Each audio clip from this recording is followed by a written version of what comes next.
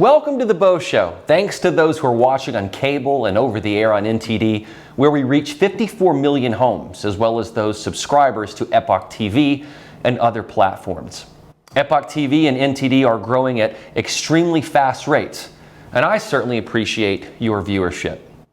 Pete Buttigieg is the topic of today's show, since he has been absent at a very tenuous time in our country's supply chain woes. But then again, come to think of it, where has Pete Buttigieg ever been? He's the current Secretary of Transportation. But let's rewind a bit. He's a graduate of Harvard and Oxford, and also a Rhodes Scholar. So he's a sharp guy for sure. He was an intelligence officer in the U.S. Navy Reserve, and he was mayor of South Bend, Indiana from 2012 to 2020. He came out as gay in 2015. He ran as a candidate for the Democratic nomination for president in 2020, which he lost to Joe Biden. He's a very young 39 years old, the youngest to serve as Secretary of Transportation. Okay, so he's openly gay and he's young. Wonderful. But does that make him qualified to be running federal transportation at a time when the supply chain has been marred by both the pandemic and unemployment that created more of an incentive to collect than to actually work? We have seen major shortages. The focus on Buttigieg has not been his actual work, but rather his identity, his youth, and his orientation. He has only 3 years of experience in the private sector, working as a consultant at McKinsey & Company, working on energy, retail, economic development, and logistics. Having worked for the campaigns of Jill Long Thompson, John Kerry, and Joe Donnelly, it's clear that Pete's sights were set on a political future. He is a fellow at the Truman National Security Project with expertise in Afghanistan and Pakistan, which would make one wonder why he was not consulted in Biden's botched Afghanistan withdrawal, the one area where Buttigieg might have been able to provide his most valuable expertise. After losing a bid for Indiana State Treasurer in 2010 to a Republican, he decided to run for mayor of South Bend in 2011. Buttigieg got off to a rocky start as mayor in a controversy in which he fired the city's first black police chief, Darrell Boykins, for wiretapping his officers, which he calls his first serious mistake as mayor. This saga dogged Buttigieg with the black community right from the outset. In his second term as mayor, Buttigieg implemented a Smart Streets urban development program designed to improve urban vibrancy and street safety. That is about as close as I could find in my research to anything truly transportation related to his current job. And that's important because of the lack of street and highway safety in America right now, which I will get to in a moment. This project was credited with getting private investment, but as to the actual intended purpose, which as I mentioned was vibrancy and street safety, is uncertain. What we do know is that crime was not great under Mayor Pete. A 2018 article in USA Today entitled, "These are the worst cities to live in based on quality of life," South Bend came in at number 40. Calling South Bend one of the most dangerous cities in the United States, with over 1,000 violent crimes per 100,000 residents. That's double the state and national rates. As a result, property values were way down. South Bend's violent crime rate actually went up during Mayor Pete's tenure. In 2019, New York Times author Jeff Asher tried to cover for Mayor Pete in an article titled, "South Bend and St. Louis, Where Crime Statistics Can Mislead." This article tried to soften the blow of the bad stats by saying that assaults were being counted differently. This reminds me of the police chief of Chicago who bragged about the July 4th holiday murder rates being down from the previous year by some marginal statistic. But remember how I've told you that the media inserts itself in the narrative. The New York Times was covering for Mayor Pete at a time his star was rising in politics. The moral of the story is crime did not decrease under Mayor Pete. He did not make the streets any safer. And now let's look at the national vehicular death statistics in 2020. Preliminary data from the National Highway Traffic Safety Administration shows that while Americans drove far less in 2020 due to the pandemic, Almost 39,000 died from motor vehicles, the highest number since 2007. This would be up 7% from the previous year. Now imagine that. Driving was down by 13%, but fatalities were up 7%. Perhaps the reason I'm more attuned to this is that my father and I were in a terrible car wreck last year in which an impaired driver hit my father and me in an oncoming vehicle, killing both that driver and my father. So 2 of those death statistics I'm talking about, I'm all too familiar with. Perhaps even more relevant, there was no traffic median or guardrail to prevent that crash, which is a major safety failure. So while we were all focused on pandemic-related deaths, no one really paid attention to this vehicular safety issue. That's going to be the responsibility moving forward of Secretary Buttigieg, who obviously did nothing to protect the citizens of South Bend, Indiana to make it safer, and is doing nothing to make highways and streets safer. I'll even throw Trump's Secretary Elaine Chao into the mix, because she was acting Secretary of Transportation in 2020 when the pandemic was going on. However, the most current stats from the NHTSA estimate that 8,730 people died in motor vehicle traffic crashes in the first 3 months of 2021, a 10.5% increase from the 7,900 fatalities in the first quarter of 2020. So we are already in bad shape with this upward trend for 2021. It has not gone downward. That's on you, Pete. Joe Biden had been considering Buttigieg for several positions in his cabinet, including Secretary of Veterans Affairs, Secretary to the UN, and Ambassador to China. That last one would have been a doozy, since Biden is compromised by China and has no card to play with them. The other 2 jobs would be maybes, but he landed on transportation. It appears that Buttigieg's main focus as secretary has been on racial injustice and equity. He's mentioned it in almost every press conference. So rather than fixing the systemic problems within our infrastructure and transport, he's focused on a racial issue, which I have to presume has followed him ever since he fired that police chief in South Bend. In fact, he's in favor of a mileage tax, which is not in the current Biden infrastructure plan, ironically, but that shows you where his head is. He's not focused on transportation safety, but rather taxing you. He's not interested in prosecuting drug offenders. So when you have more drunk or high people on the roads, it spells bad news for drivers and safety. Remember, he's focused on racial equity, not safety. China has a 190 mile per hour high-speed rail network, and they have about 2/3 of the world's high-speed trains, making their cities and their workers more efficient. What is Secretary Buttigieg doing? Well, he's working on repairing a rail line between Newark, New Jersey and Penn Station in New York. That's the best he can do. Since the 1980s, China has roughly doubled its GDP every 8 years. Speaking of safety, these high-speed rail lines have improved safety and reduced travel times. But they were also built in part to promote the CCP's idea of ethnic unity. This high demand in China also means goods can be produced and transported very efficiently. That is a great segue into the fact that we have major supply chain problems right now. And where is Pete Buttigieg? Well, he's on paternity leave, as he and his partner have adopted twins. But he did appear on Jake Tapper's show on CNN recently, and he said this. Well, certainly a lot of the challenges that we've been experiencing this year will continue into next year, but there are both short-term and long-term steps that we can take to do something about it. Look, part of what's happening isn't just the supply side, it's the demand side. Demand is off the charts. Retail sales are through the roof. And if you think about those images of ships, for example, waiting at anchor on the West Coast, every one of those ships is full of record amounts of goods that Americans are buying because demand is up, because income is up, because the president has successfully guided this economy out of the teeth of a terrifying recession. CNN's Tapper did not push back on this because I guess it made sense to him, but no one else. Senator Ted Cruz, however, pushed back, and he tweeted this. Dim talking points. The supply chain is broken down. Goods can't get in and inflation is skyrocketing because things are so damn good. And this will continue by winter. Things will be so good, there will be no Christmas presents whatsoever. Let's be honest here. Pete is lying to you. Prices are not good. Inflation is not good. The jobs numbers have been lackluster. Gas is up. Supply chain is bad. But Pete is telling you everything is just so awesome right now.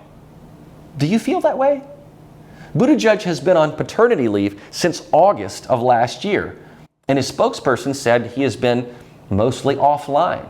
The supply chain issues are very real. There's a backlog for basic goods and even tech goods like semiconductors, which has led to a surge in prices.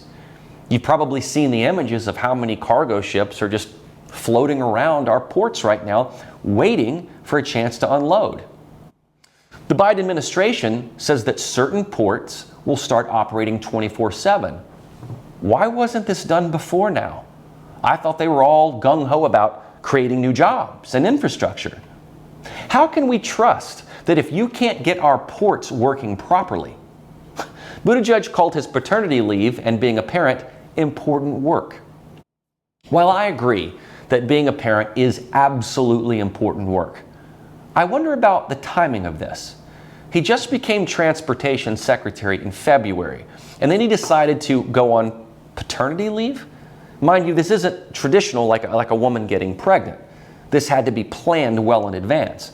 And at a time when the nation's economy is trying to recover, inflation is real, prices are surging, roads are unsafe, and ports are clogged. Why did he decide to have kids? I don't quite understand that. I think it's noble that the couple decided to adopt. I can't blame him for that because there are many children who need that. But I just have to wonder about the decision about the timing of this when he has such a critical responsibility in this administration. Buttigieg has pushed for a national paid family leave policy, and being that vocal makes me wonder if adopting at this time is in part a demonstration of his desire for such a federal policy. I think the idea of paternity leave is a fair one. If it's offered, it should be exercised. So while I can't criticize him for taking the leave, I do think the timing is pretty rough. And what I think can be criticized are the words and actions from Buttigieg when he's going on TV, which he has certainly been ramping up lately. You can't return from leave and talk about how great Joe Biden is as the country struggles with these supply chain and inflation issues. Buttigieg is clearly a media favorite, but he's not facing the tough questions. He's going unchecked. The other irony is that cabinet secretaries do not receive the same paid leave that regular federal employees do. They want to tout this great family leave policy, but it doesn't actually apply to Buttigieg. Biden just arbitrarily gave it to him. Buttigieg is scheduled to attend the UN Climate Change Conference in Glasgow, Scotland soon. Again, this is another showman move. It's trying to show that they are all about climate and green energy, but yet they can't solve our current mess. They aren't prioritizing the right things. If you can't solve our congestion, port, airport, and road problems, what makes you think going electric and reducing carbon emissions, which relies us more heavily on China for lithium battery chips, is a good thing? And what about the carbon-producing energy required to make those lithium chips? Or the other countries like China and India that won't do a thing? And since Pete has incorrectly said that incomes are up, which CNBC has even disputed, I'll return to my interview with Senator Rand Paul, who said this. You know, there are ramifications for this debt that we're accumulating. It has to be paid for somehow. You either pay for government spending by taxing someone or by borrowing. Most of the time we borrow from both private entities, such as other countries like China, but often we actually borrow from ourselves. The Federal Reserve simply prints up new money, and that buys the Treasury's debt. The problem is when the Federal Reserve prints money, the money you already have becomes worth less and less, and then inflation steals your earnings. So particularly retired people, people on fixed incomes, people in lower incomes, when their prices rise at the grocery store, their rent rises, their gas rises, it ends up hurting those people disproportionately so. So it's kind of a bait and switch. The Democrats offer you free stuff, and then the consequence is this debt. But in the end, it's not really free. Nothing in life is free. You end up paying for it through inflation or higher taxes, also through stagnation as the economy, hesitates under the burden of all the debt. These prices are not expected to come down anytime soon. They are not entitled to their own facts. The middle class is still hurting. Inflation is indeed a tax on all Americans, not just those who make over $400,000, as Biden claims. You have taxes on energy and gas, taxes on small businesses, the bedrock of the middle class, and then you have all this Green New Deal stuff. These are all part of the new spending bills that Biden and Buttigieg are pushing. This is what they want to spend money on. And look at China with its elaborate high-speed rail system. We cannot outpace them. We can barely catch up. But Pete is focused on a Schumer plan to update rails from New Jersey to New York. And Pete pushes racial equity everywhere he goes. He wants to make sure that every new infrastructure project has racial equity to it, such as geographic-based hiring. So the preference is not for the best workers or the most cost-effective to do the job. It's about what race will be preferred for the job. See, this is why we have guys like Elon Musk, I guess, because the government gets in the way of progress, and it doesn't know how to efficiently spend your money. Right now, this infrastructure bill is actually being held hostage in Congress because the real lefties, the true socialists, think we need to spend more of your money on other wish list projects, climate injustice, and increasing jobs and money for the IRS. Of all the media that Pete has fielded, he has not gone on one centrist or investigative TV program. He only goes where he can give those softball answers. Remember that even Joe Biden, during the debates, called Pete inexperienced and said all he was known for was creating a light show underneath a bridge in South Bend. Politico even ran an article with the headline, "Can Pete Buttigieg have it all?" which discussed his extended absence. You know, you wouldn't have to ask that question if Pete had been doing his job well. We all have to balance work and life, right? Every single one of us. Cabinet secretaries are no different. But the difference is that they oversee some of our country's biggest problems. And an absent executive during a supply chain crisis is optically bad. None of us can blame Pete for wanting to be a parent. But we all have to assess that when we do become parents, what that means for our work and our lives. Pete is touting his paternity leave when he isn't even technically permitted to have it. He's been offline. His department admitted it. So who's calling the shots? And now he's back in action as a youthful mouthpiece for a struggling Biden in the polls. To me, that just seems like a marketing strategy, not an actual plan to make our ports, our streets, and our airfields operate better. Part of Southwest Airlines' woes are over vaccine mandates. We are seeing some real workforce problems with these mandates. People are losing their jobs. There's been no mention about that in D.C. Unemployment may be decreasing, but companies still face manpower shortages. And what does Pete tout? Taking time off of work rather than work itself. Shouldn't he be encouraging people to have the dignity of a viable job and participating in the workforce rather than taking time off of work? Haven't people been off work for quite some time during this pandemic? Where's the encouragement for entrepreneurship? All I'm seeing is bloating the federal workforce and increasing IRS employees. How's that helpful to transportation? Where's the discussion about how to combat China's unstoppable growth? They're even talking about removing the tariffs that Trump placed on China. This administration has set some very bad precedents at the border, in domestic policy, internationally, such as Afghanistan, and now in infrastructure. They are too focused on equity rather than equality. Buttigieg is too busy focused on race rather than roads. And just as importantly, he's just not being honest with the American people. If the best he could do was a light display in South Bend, I suppose we can't expect much from him in fixing our roads and bridges and modernizing our ports. Unfortunately, we have come to know him as Parent Pete rather than Secretary Pete.